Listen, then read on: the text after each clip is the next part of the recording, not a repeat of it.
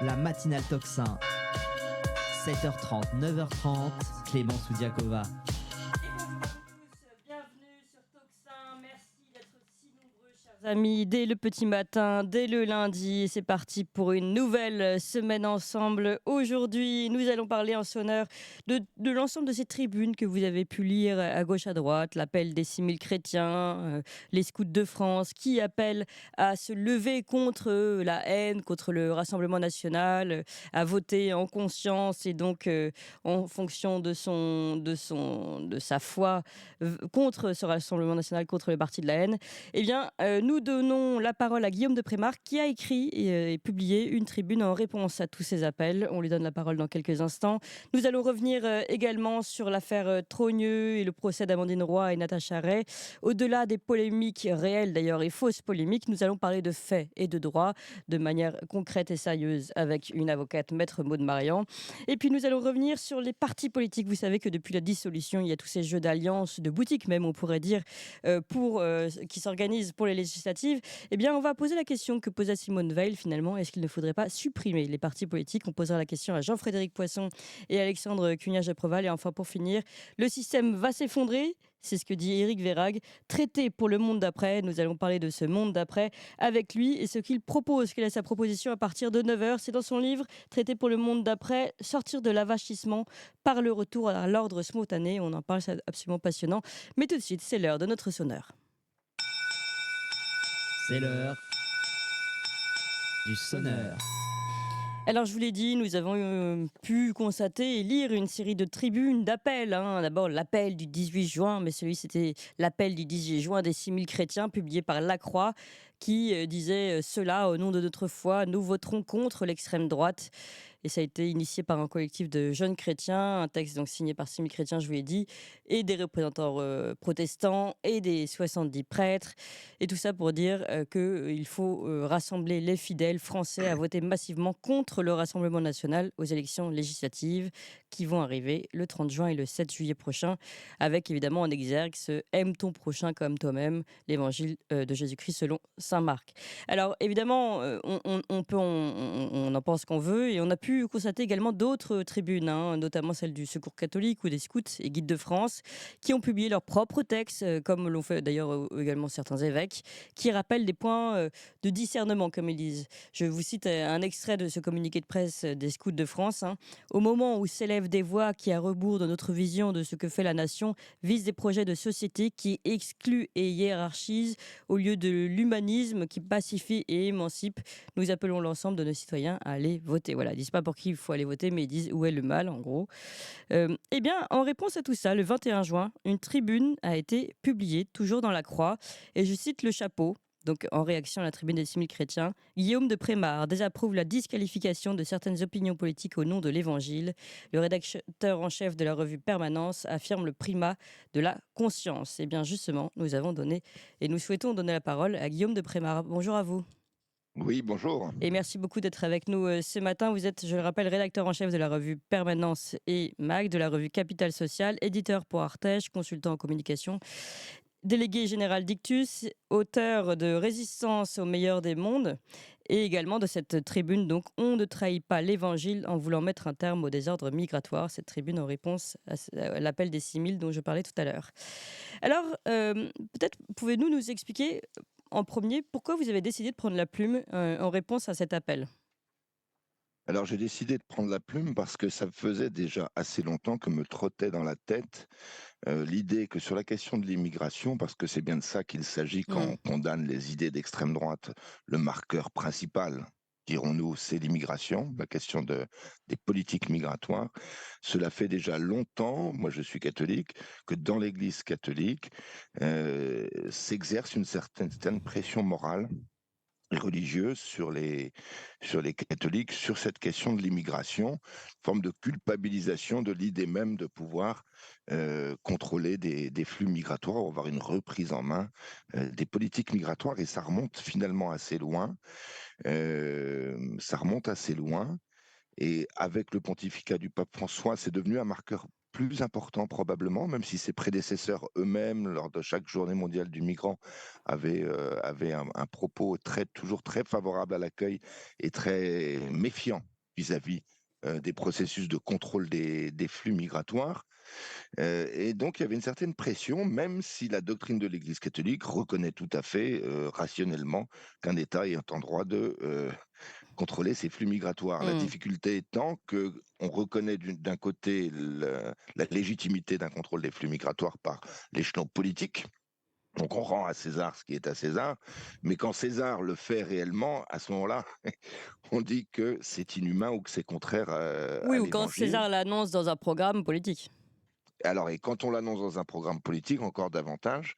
Et là, on s'est retrouvé dans cette situation avec cette tribune, donc d'appel des 6000 chrétiens contre l'extrême droite, contre le vote pour le Rassemblement national, Mmh. donc avec un marqueur partisan qui était sur cette question morale de l'immigration.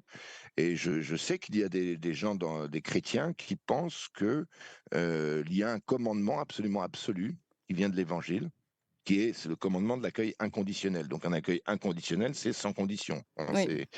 et j'ai voulu remettre les pendules à l'heure en disant, mais pas du tout. Il n'y a pas de commandement inconditionnel. On ne peut pas tirer une politique migratoire de l'Évangile. Euh, il faut remettre les choses à leur place et porter une disqualification morale ou des oukases moraux ou religieux sur des opinions qui sont tout à fait légitimes. On peut avoir des opinions très différentes sur la manière d'appréhender les flux migratoires. Mais moi, je préférerais qu'une personne me dise, moi, je suis favorable à l'ouverture de toutes les frontières, et je pense que ça ne pose aucune difficulté politique ni sociale, que quelqu'un qui me dise, non, l'évangile, toi, Guillaume, Oui. ou vous, éventuellement, Clémence, l'évangile interdit de penser une telle chose. Vous voyez, Oui. c'est pas la même chose. Donc, je trouve qu'il est toujours préférable d'assumer ses opinions politiques, ses options politiques, et comme différentes manières d'appréhender des options politiques face à une problématique. Et je pense que cette tribune a fait beaucoup de bien à Oui. des gens qui étaient sous pression. Oui, il y a une forte pression, pas seulement dans l'Église, dans la société en général, sur Mmh. ces questions-là. On voit bien que dans l'opinion en général, cette pression, elle a sauté, le bouchon, il a sauté. Quand 70% des Français sont favorables à une politique migratoire ferme, bon, on voit bien que Et psychologiquement, les d'ailleurs, le choses vote ont des catholiques bougé. également, hein, de plus en plus, Oui, alors qu'avant il exactement. était assez freiné sur le Rassemblement national, et de plus en plus ouvert à cette question. De plus en plus ouvert à cette question parce que, alors, on se demande pourquoi. Il y a beaucoup de sociologues qui font des grandes études pour savoir pourquoi les catholiques votent davantage pour le Rassemblement national que jadis, puisque traditionnellement c'était un vote qui était, les catholiques votaient moins pour le Oui, RN, oui. en tout cas moins que la moyenne nationale, et aujourd'hui ça se rapproche des comportements de la moyenne nationale. Je dis que la première raison, c'est que les catholiques vivent la même réalité que les autres. Mmh. Ils vivent dans la même société que les autres, dans le même pays, qui voient les mêmes difficultés et qu'ils ont les mêmes inquiétudes pour l'avenir de notre pays. Et après, on peut creuser des grandes questions sociologiques, psychologiques. Ça fait partie aussi de l'étude, de travail des spécialistes de sciences politiques. Mais je Mmh. pense que la première réalité, c'est celle-là. Il faut revenir à des choses concrètes. La première réalité, c'est des pères de famille qui ont peur quand leur fille prend les transports en commun en Île-de-France, etc. Mmh. Et j'en suis un, par exemple, un père de famille de banlieue. Les grandes filles, elles reviennent le week-end par le train. Et forcément, c'est des inquiétudes que tout le monde partage. Euh, et, et à partir de là, forcément, le comportement électoral se rapproche du reste de la population parce que de plus en plus, on vit les mêmes réalités. Bien sûr. Euh, Alors, plusieurs choses. Je vais revenir un petit peu sur le contenu de votre, tribune, mais d'abord vous dites: «Je pense que cette tribune a fait beaucoup de bien en général, sur cette pression que peuvent avoir, les chrétiens». Est-ce que vous avez eu des retours, à ce sujet? oui, bah, il y a déjà les retours qu'on peut avoir sur les réseaux sociaux. notamment sur le réseau social Twitter, X. Il y a eu, Mm. ça a énormément tourné. Beaucoup de messages sont arrivés sur le fil Twitter, donc ce sont des retours qui sont publics. Mm. Des gens qui disent merci beaucoup, monsieur, ou d'avoir publié cette tribune, ça fait vraiment beaucoup de bien. On sent un certain soulagement Oui. de certains qui étaient sous pression. Je sais qu'on est chrétien, on aime bien donner le change, avoir une sorte de réassurance sur le fait qu'on est un bon chrétien, pas un mauvais chrétien. On n'a pas envie de faire le mal, on n'a pas envie de mettre des gens de côté, etc. C'est Oui. tout à fait On a une tendance normal. à la culpabilité, qui est peut-être À liée la d'ailleurs culpabilité à qui est l'histoire des forte, chrétiens. etc. Oui. Et donc, moi, j'ai voulu déculpabiliser, non pas des discours de haine ou de rejet, Mm. absolument pas. J'ai voulu déculpabiliser le fait de dire il faut reprendre en main une politique migratoire. Oui. Parce que c'est ça qui est le marqueur numéro un derrière cette question du rejet dit des extrêmes, ou de cet extrême-là du moins. Donc, je l'ai vu sur les réseaux sociaux, et d'autre part, un signe quand on écrit un article, un papier, une tribune, un signe qu'il tourne beaucoup et qu'il fait du bien, ou en tout cas qu'il marque quelque chose, c'est quand on reçoit beaucoup de messages Bien aussi, de sûr. textos, Oui. de gens, alors qu'on connaît là pour le coup, Mm. de messages WhatsApp, etc. Et là, j'en ai reçu énormément. Et ce qui m'a frappé, c'est que beaucoup de personnes ont réagi, qui sont des personnes qu'on pourrait qualifier de modérées. Oui. C'est-à-dire qui ont très bien reçu cette tribune, des gens qui ont une vision assez modérée des choses. Moi, Guillaume de Prémar, on pourrait se dire, c'est quand même un gars qui vient de la Manif pour tous, Ictus, donc il doit être un peu conservateur ou réac, comme on dit, etc. Mais j'observe que les réactions positives sont beaucoup plus larges qu'un milieu, on va dire, catholique conservateur de droite. Hein. Mm. Il y a beaucoup de gens qui m'ont envoyé des messages qui viennent d'horizons différents. Mais il faut dire que votre tribune était modérée. Ce qui est intéressant, c'est que alors que les autres disent nous ne voterons pas contre l'extrême droite, vous dites en fait chacun vote en conscience, et vous réaffirmez justement le primat de la conscience. Et vous, d'ailleurs, c'est votre dernière phrase, hein, à chacun de se déterminer en conscience. Et j'aimerais revenir là-dessus. Vous dites le chapitre, parce qui est celui qui est toujours cité dans le camp de ceux qui veulent que les chrétiens votent contre l'extrême droite. Le chapitre 25 de Matthieu est un sommet de l'évangile, mais ne constitue pas une politique migratoire. J'ai trouvé ça intéressant dans votre tribune. Le fait de voir des Oui, chrétiens invoquer leur livre sacré pour qualifier ou disqualifier de manière irréfragable une option politique ne me convient pas. Est-ce qu'on pourrait revenir là-dessus 5 minutes, que vous nous expliquiez justement comment aujourd'hui il y a peut-être aussi une instrumentalisation du livre sacré, comme vous le dites, pour des questions politiques. oui, parce que si vous prenez un verset de l'Évangile qui est là dans Matthieu 25, j'étais un étranger, vous m'avez accueilli, et que vous dites donc il y a un commandement quasiment irréfragable et absolu, déjà comment vous vivez en société avec d'autres personnes qui ne sont pas chrétiennes, par exemple, qui ne se réfèrent pas à cet évangile. Pouvez-vous dire à quelqu'un, au nom de l'évangile, je vous annonce, chers amis, que nous n'allons pas pouvoir faire de contrôle à nos frontières. Comment vont réagir les Français? Oui, c'est Oui. sûr. C'est... Oui, mais pourquoi on ne mettrait pas des contrôles en frontières? Vous voyez, on a des difficultés actuellement. Il y a un contexte international, il y a le terrorisme, il y a de l'insécurité dans les rues, et il y a un lien. Euh, on voudrait avoir de contrôle, on voudrait pouvoir aussi expulser des délinquants, etc. Puis quelqu'un arrive avec son évangile et dit non, non, non, non, non. Matthieu 25, j'étais dans un étranger, vous m'avez accueilli, on n'a pas le droit.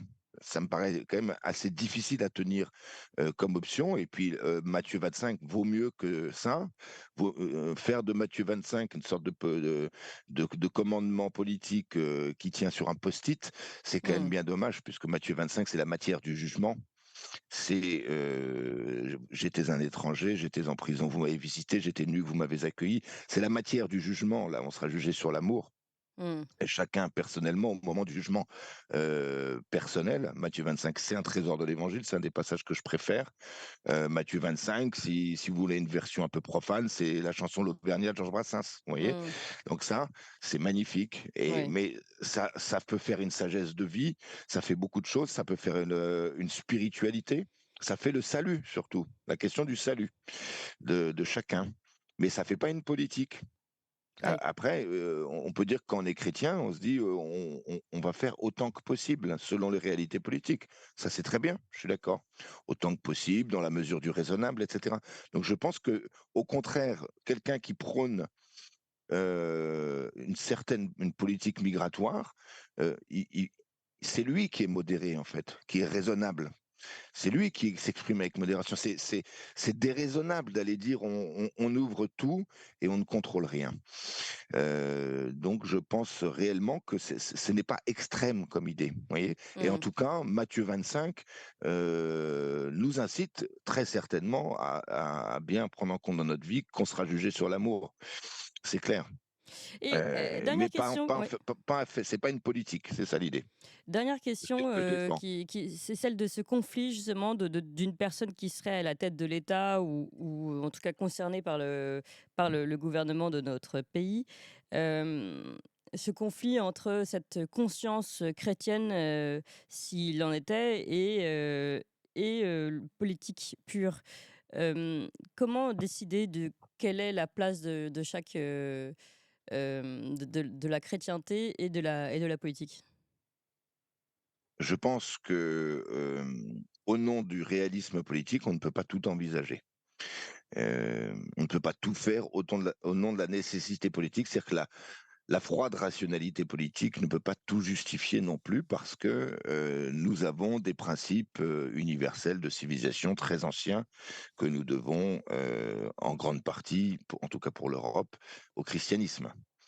Euh, c'est pour ça que je défends aussi l'idée que euh, la- il faut passer au tamis de ces principes de civilisation, de ce que j'appelle la loi naturelle, c'est-à-dire la morale naturelle, et au tamis de l'évangile pour celui qui est chrétien, ses opinions ou ses options politiques pour s'interroger, est-ce que ça respecte quand même euh, des principes de civilisation et d'humanité? Mmh. C'est simplement, oui, bah, moi j'ai un discours assez modéré. Si demain quelqu'un me propose de mettre 5 millions de personnes sur les routes dans un exode forcé, comprenant des femmes, des enfants, des familles, des gens qui n'ont rien fait de mal, etc., pour les renvoyer sur un autre continent, je dirais, humainement, ça ne peut pas bien se passer, des choses pareilles. Oui. Donc je dirais non.